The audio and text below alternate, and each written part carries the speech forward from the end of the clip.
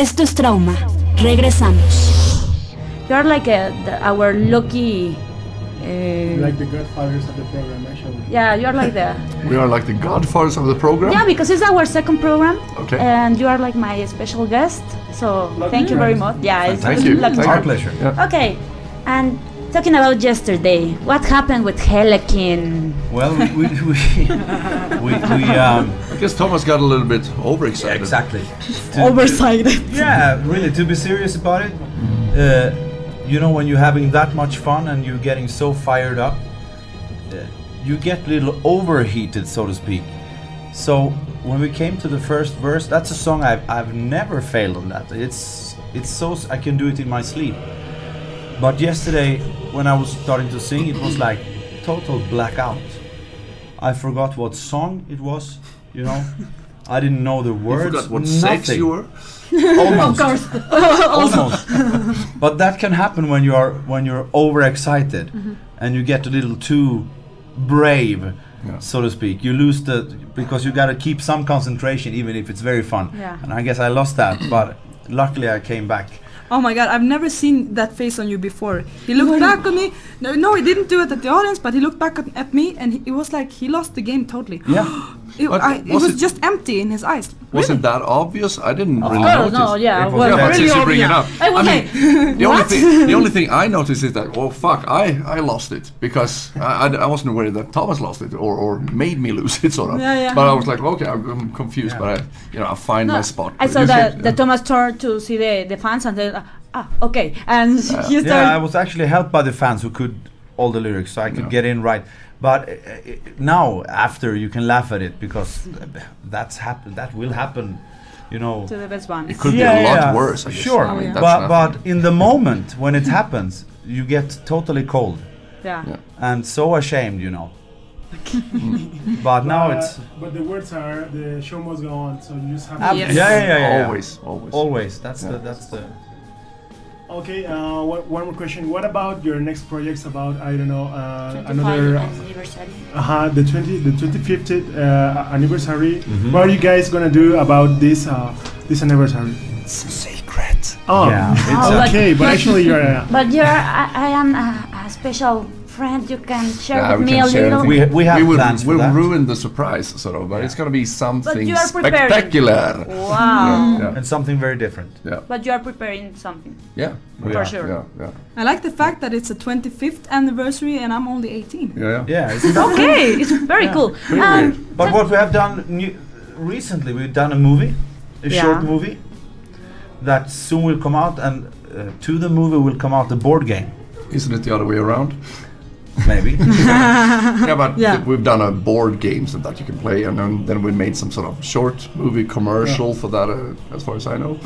Yeah. Did you record in Turin, Italia? How was? Yeah, you know. Yeah, I don't know anything. Come on. No, how was? Do you really have fun? Because was your first time acting? I don't know. I don't remember. No, I never had any sort of desire to act. Even people said that. Have you done that before or something to me? But no, I never thought about it. So, but it was fun.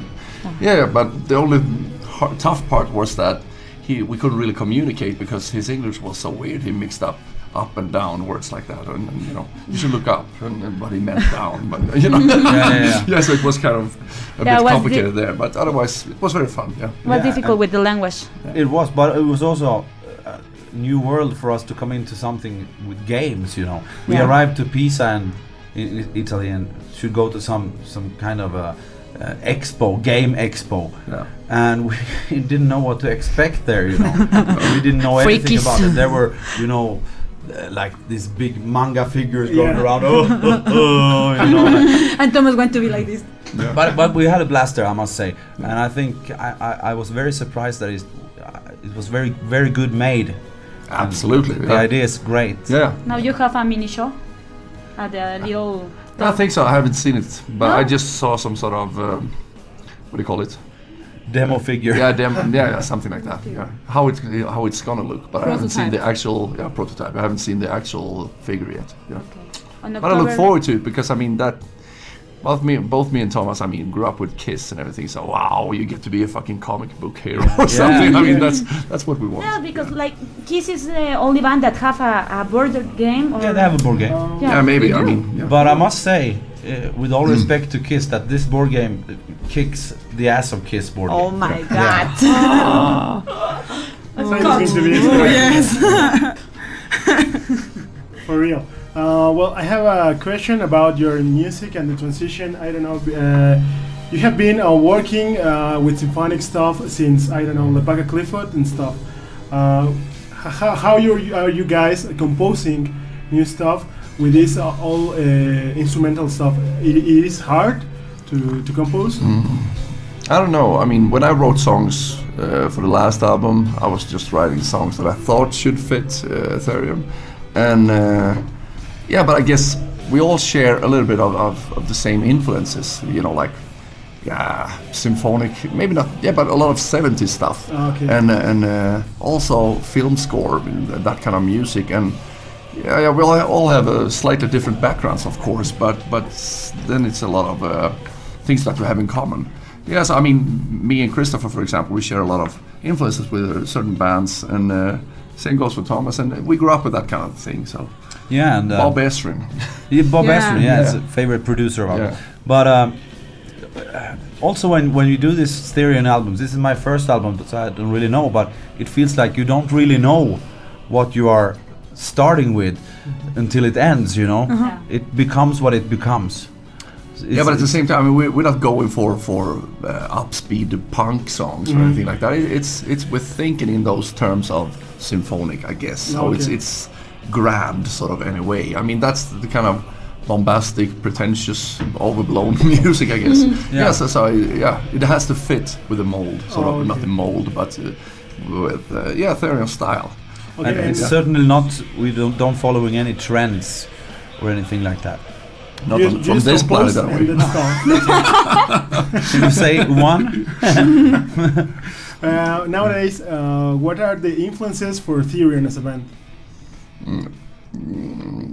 For the new album, we can't say. That's part of the secret. He said a new album. Do you think? Did I say that? Oh, Yeah. he said Thank wrong. you, Snowy. Yeah, but I mean a photo album.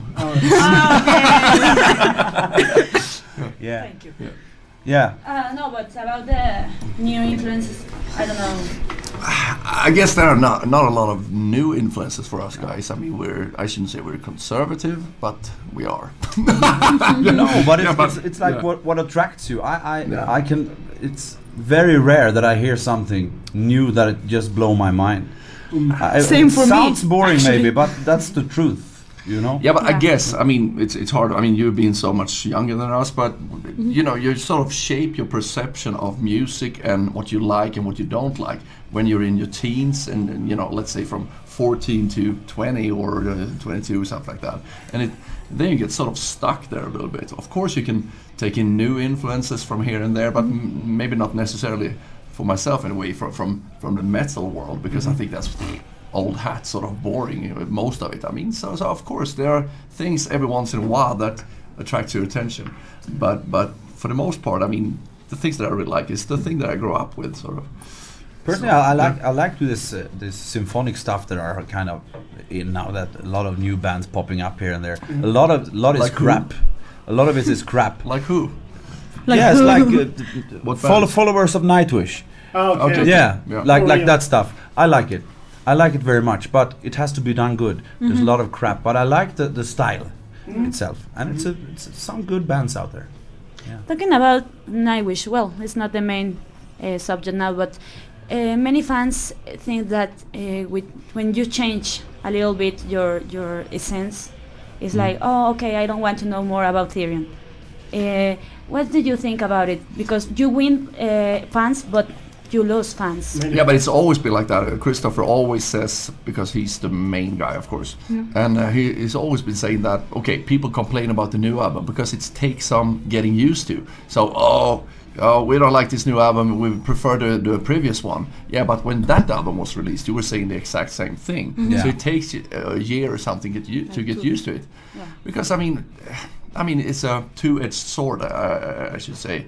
You know, some bands, you want them to remain just the way they always been, like AC/DC or something. Yeah, but at the same time, certain bands, if they don't progress or, you know, sort of develop something, or, you know, it gets boring. Kind of boring. I mean, so why should I buy this album? I have one from '93 and it sounds exactly the same. Also for you, like musicians, it's like very boring to do the same. Yeah, but I mean, the way I see it, it seems like, okay, you started playing music hopefully because you love to play music and stuff, and you don't want to have an ordinary job working in a factory or something like that. But if you end up in a sort of a corner and you have to just deliver the same thing over and over, it's so almost like the same as being working in a factory. So you did it for your own sake, just like masturbation, if you excuse my comparison. Yeah, but I mean, so you should do it for your own sake first of all. And I think people are not stupid. You think you can fool the audience and just provide them and feed them more stuff in the same style,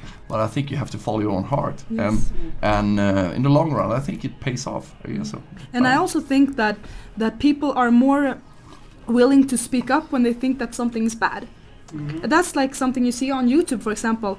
Comments on a song that many people like, there are more negative comments often than good comments, even though the big mass actually likes it. That's true. Yeah, I think. What about the bad comments on YouTube? How do you receive that comments as a band? I can say personally, I don't care about it. I don't waste my energy. I don't even read it, to tell you the truth. No. Yeah, but it's like getting reviews on a new album or overall. You shouldn't be so. I know certain people, they are, you know, taking offense sort of to a bad review or something, but you have to look at it overall. So it's like the majority of it is good or something, then it is good. And sometimes you hit, you know, really nail on the head or something, and then you create something really good, and then it's mostly positive.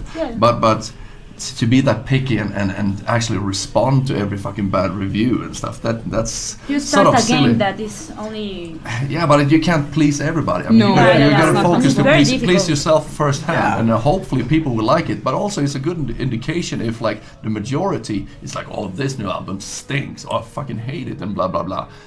Maybe you should, okay, what did I do wrong here? you need to improve that. Yeah, it's some sort of you shouldn't just ignore that, because maybe you're on a sort of detour or you lost it a little bit, and you need to do some soul search, I guess, and find yourself and ask yourself, am I proud of this new work that I've done, and is this really what I wanted to do, and do I want to alienate my fans or something? But you know, but that's when it tips over. You know. But when you see the bad most people, I think, that are sitting watching YouTube and take their time to write offensive and bad comments are people that will never make it themselves.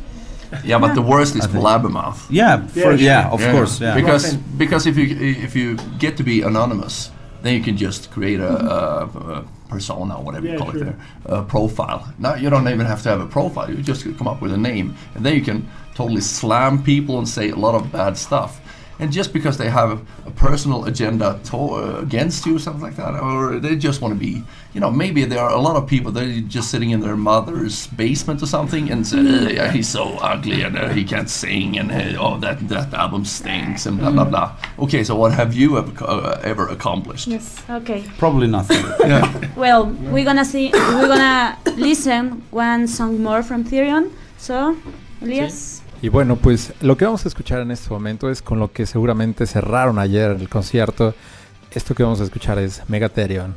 Esto es Resonancia XR57.